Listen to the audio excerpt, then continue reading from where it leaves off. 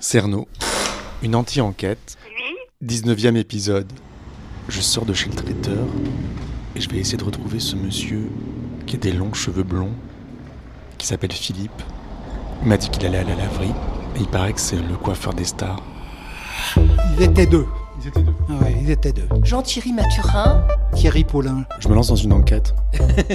Pas une visite, pas un coup de fil. Nous, on s'occupe pas des autres.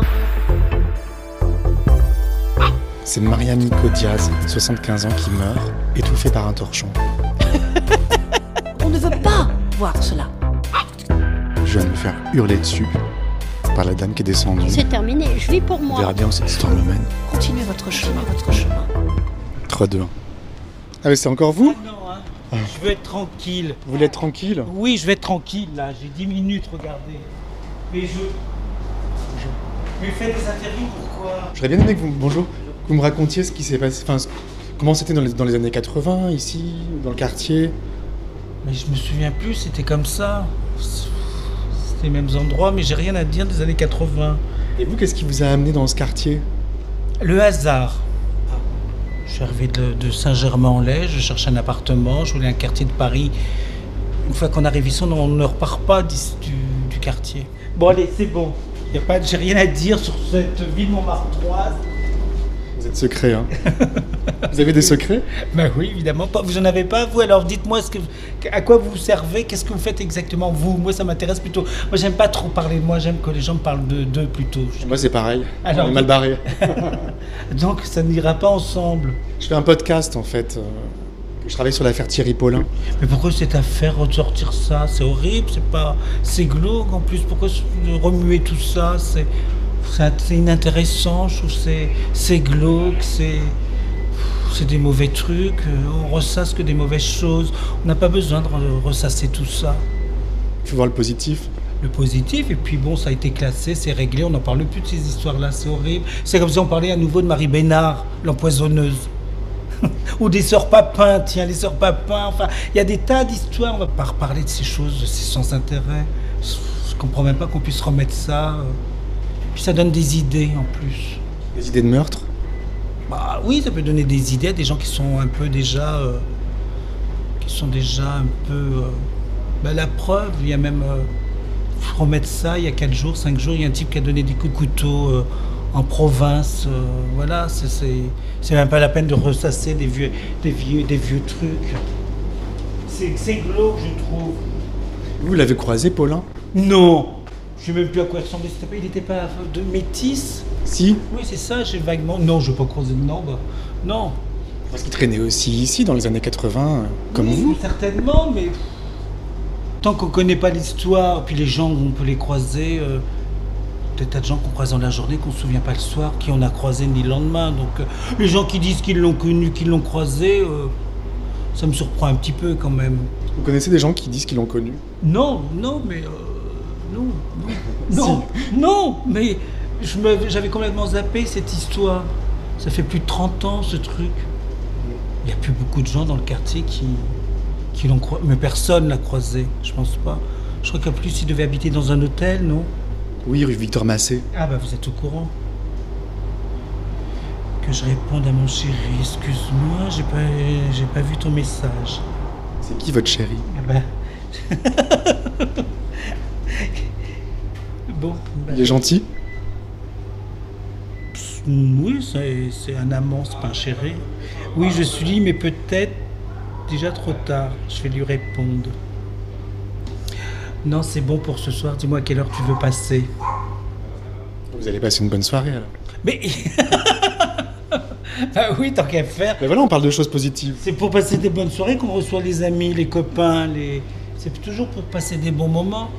À part ça, donc qu'est-ce que vous connaissez quoi au lieu des années 80, au lieu de parler de traiter ce sujet glauque là. Je ne sais pas ce que ça peut vous apporter de remettre ça sur la... Qu'est-ce que ça vous apporte à vous? En fait, ça me fait rencontrer des gens. Là, j'étais dans un lieu de crime tout à l'heure. Mais ça vous passionne? Vous avez psychologiquement... Ah, c'est dur. Non. Vous êtes déjà un peu atteint, non? Psychologiquement pour faire ça. Il faut être un peu glauque. Pensez à des yeux de crime, bah non. Non, pas des yeux de crime. Vous êtes positif. Ah oui, moi je suis très positif. Qu'est-ce qui vous rend positif? Les gens, mon métier, ce que j'apporte aux autres, ça me rend positif. Je m'occupe de personnes et ça me rend très positif. Comment vous vous en occupez? Bah, je leur apporte un bien-être, une beauté. Je sens que quand je les quitte, ils sont bien. N'est-ce pas, mademoiselle? Hein, quand je quitte, les gens, ils sont bien. Quand je quitte Michou, vous savez ce que je suis là-bas, quand je monte chez Michou? C'est pas vraiment. Ah non, C'est pas bien. oui. Pas assez curieuse. Non, vous n'êtes pas assez curieux. Que tout se passe bien. Michou, le fameux Michou? Mais oui, je suis son coiffeur, voilà, vous savez tout. Vous êtes le coiffeur de Michou? Oui, D'accord. entre autres. C'est pour ça que vous avez des très beaux cheveux. Rien à voir. Je pourrais avoir, n'est-ce pas, mademoiselle me voit tous les matins monter chez lui. Je le coiffe tous les matins. C'est qui Michou pour les gens qui connaissent pas? Mais quelqu'un qui ne connaît pas Michou... Oh non, mais tout le monde connaît Michou, l'homme en bleu, qu'un cabaret transformiste depuis 60 ans à Montmartre, dîner-spectacle. Et un cabaret de transformistes avec de très très très bons numéros. Ce sont des vrais artistes. Bye. Ce sont des vrais artistes. Vous connaissez pas?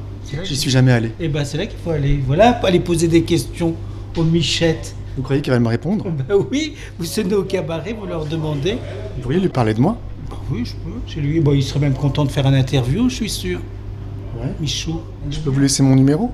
Vous me laissez votre numéro, je lui donne, et puis je lui dis que vous voulez faire un petit interview.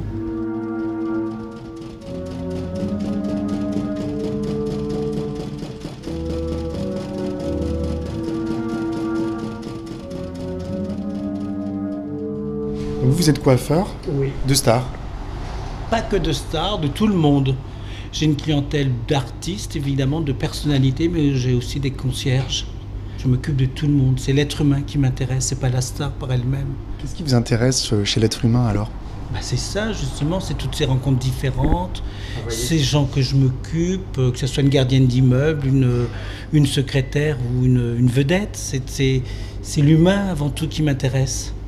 Parce que j'ai la chance de pouvoir sélectionner ma clientèle et que de donner mon savoir-faire qu'à des gens qui le méritent. Vous êtes un bon coiffeur? Je pense que je suis le bon coiffeur parce qu'il y a des gens qui me suivent depuis plus de 30 ans. Qu'est-ce que vous pourriez me conseiller? Rien, je ne conseille pas, j'ai horreur des hommes. Je ne fais que les femmes.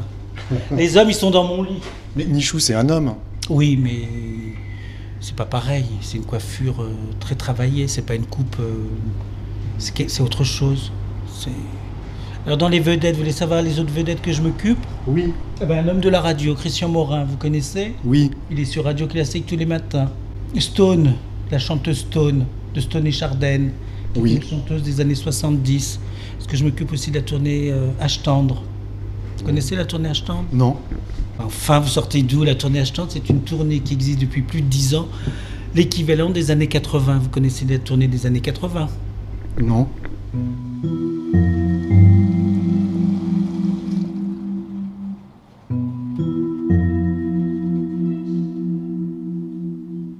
Vous aimez les vedettes? Non. C'est mon métier qui m'a amené par hasard à rencontrer des vedettes. Je ne peux pas tout vous dire, j'ai vécu avec un animateur de télévision et de radio, Lionel Cassan.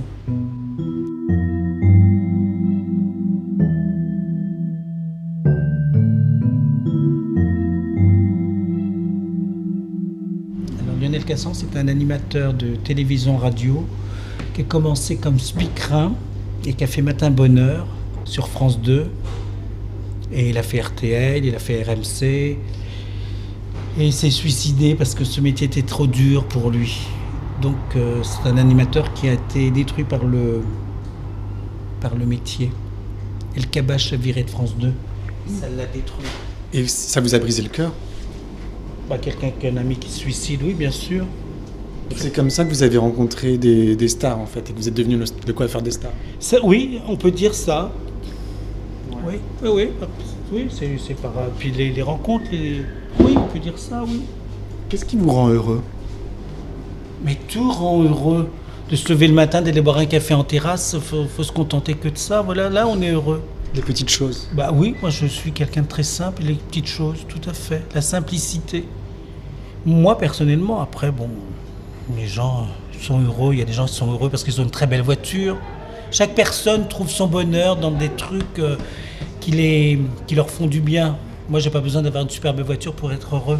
C'est pas, enfin, après, je conçois que les gens peuvent être heureux avec des vêtements de marque, des voitures luxueuses, très matérialistes. Moi, je suis pas du tout matérialiste, donc c'est ce qui me rend heureux, justement, de ne pas être matérialiste, tout compte fait. D'être heureux avec ce que j'ai. Et c'est le plus important. Je suis heureux de ne pas être trop matérialiste. Parce qu'il faut... Quand on est très matérialiste, il faut avoir un sacré budget, quoi. À Paris, si tu n'as pas 4 000 € pour vivre, tu vis comme une merde, quoi. Donc les gens qui ont 1 500 euros pour vivre par mois et qui sont en même temps matérialistes, mais ils sont malheureux, ces gens-là. Et vous gagnez beaucoup d'argent? Je gagne ma vie juste pour vivre, mais pas pour... ça me rend... Pour vivre. Oui, je gagne comme beaucoup, non, mais je gagne ma vie, voilà. Et ça me suffit pour être heureux. Je ne cours pas non plus après les billets de 100 €.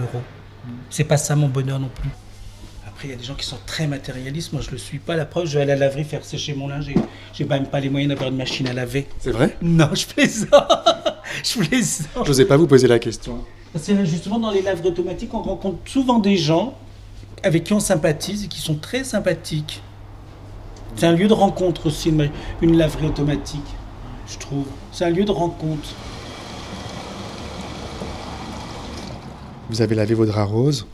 Oui, parce que c'est très particulier chez moi. J'ai une grande touche féminine, donc même dans mes draps. Ah ouais, vous aimez ça, le féminin? Bah oui, bien sûr, un garçon peut être aussi féminin que masculin. Enfin, ça veut rien dire, les couleurs, il n'y a aucune couleur pareille. C'est quelque chose qui plaît, c'est une couleur qui peut plaire, mais ça n'a rien à voir avec la masculinité ni la féminité. Ça, c'est des choses qu'on enseignait il y a 50 ans, mais c'est fini tout ça. Donc vous avez beaucoup de choses roses? J'ai beaucoup de choses roses, oui, c'est vrai. Oui. Là, vous avez une serviette rose, Oui, un torchon rose, c'est une thé d'oreiller, pardon. Oui, oui. Pardon. Rose et grise, oui, voilà, c'est des couleurs positives, c'est doux, voilà, c'est des couleurs qui apaisent. Qui apaise de quoi? Bah, qui apaisent. Il y a des couleurs qui sont beaucoup plus douces que d'autres, qui vont apaiser votre... Ça apaise, c'est pas violent, c'est reposant. C'est très positif, ces couleurs-là, justement. Mais c'est très compliqué à expliquer tout ça. C'est pas par hasard que même si on fait ce choix de couleurs, c'est pas par hasard. C'est-à-dire, c'est pas hasard, c'est parce que c'est positif. Il y a le rouge, le rose, il y a des couleurs qui sont très positives, ça attire les ondes positives. Enfin, ça paraît un peu... Faut croire à beaucoup de choses, c'est très spirituel en même temps. Ça, c'est quoi? C'est pareil. C'est une écharpe? Non, c'est pas une écharpe, c'est pour mettre des oreillers. Un traversin. Un traversin, voilà. Et donc, oui, non, mais c'est vrai, les couleurs, même les couleurs, moi, j'ai pas envie de dormir dans des draps. J'ai envie de dormir dans des couleurs douces, c'est doux, je trouve. Ça apaise de la violence? Ben, la violence extérieure, oui, le monde est violent, donc faut s'entourer de choses douces. Ça donne beaucoup d'énergie. Vous avez de l'énergie? Oui, il en faut, oui. Il faut avoir de l'énergie dans le monde auquel on vit. Il ne faut pas être trop fragile. Oui, il faut avoir de l'énergie. Les gens vous prennent votre énergie aussi. L'être humain peut vous prendre votre énergie. Moi, l'être humain me prend mon énergie par moment, donc j'ai besoin de me ressourcer dans des choses simples. Ah, mon téléphone qui sonne, qui m'appelle. Oui. Oui. Oui, Jacqueline, oui. Là, je vais repasser dans 5 minutes chez Corinne parce que je suis à la laverie. Ok, merci. Ok, merci. Qu'est-ce que vous allez faire maintenant? J'ai une cliente qui rentre d'un voyage et qui m'a ramené un petit cadeau. Vous voyez comme c'est gentil. Vous êtes aimé? Pardon? Vous êtes aimé? Oui, heureusement, c'est important de savoir aimer. Je peux vous laisser mon numéro pour Michou? Oui, laissez-moi. Vous êtes connecté ou pas? Oui. Vous êtes un sacré personnage, vous êtes bizarre, c'est ça qui est drôle. Moi? Oui, vous êtes bizarre. Pourquoi? Je sais pas, il y a quelque chose de... On a du mal à vous cerner. Il faut beaucoup de temps, je pense, on sait pas. Peut-être. Mais oui. C'est quoi votre numéro? 06 83.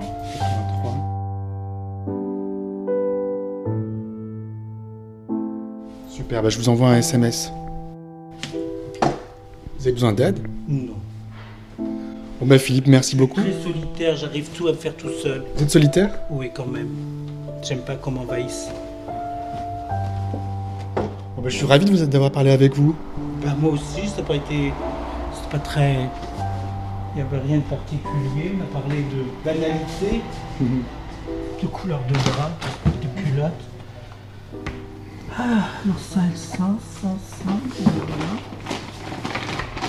Votre prénom que je... Julien. Ah, d'accord, je me souviendrai. Ouais. Ok, je vais donner. Je retourne chez le traiteur et... Ah bon, vous remontez vers Philippe? Oui, parce qu'il y a une cliente qui m'attend, il paraît. Qui c'est? Ah, je sais qui c'est. Une vieille dame. Oui, c'est là, je sais qui c'est. Bernadette. Voilà, c'est la Bernadette, j'étais sûr que c'était elle. Comment vous savez? Bah parce qu'elle est tout le temps chez Philippe, puis elle habite le quartier depuis 50 ans, donc elle va vous raconter toute son histoire. Ah, c'est super ce quartier.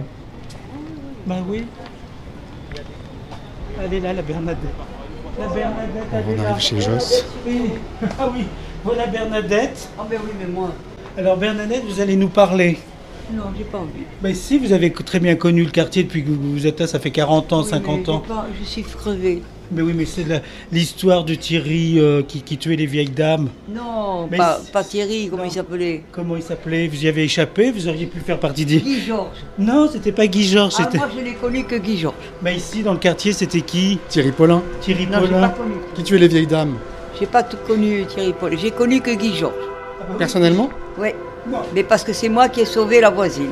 Non. Bah Mais oui. c'était aussi dans le quartier? Dans mon immeuble, 4 rue d'Orcel. Comment ça, vous avez sauvé la voisine? Il filait ses victimes jusque chez elles, il les torturait pour leur faire avouer où elles avaient caché leurs économies, et puis il les tuait en les étranglant. À suivre.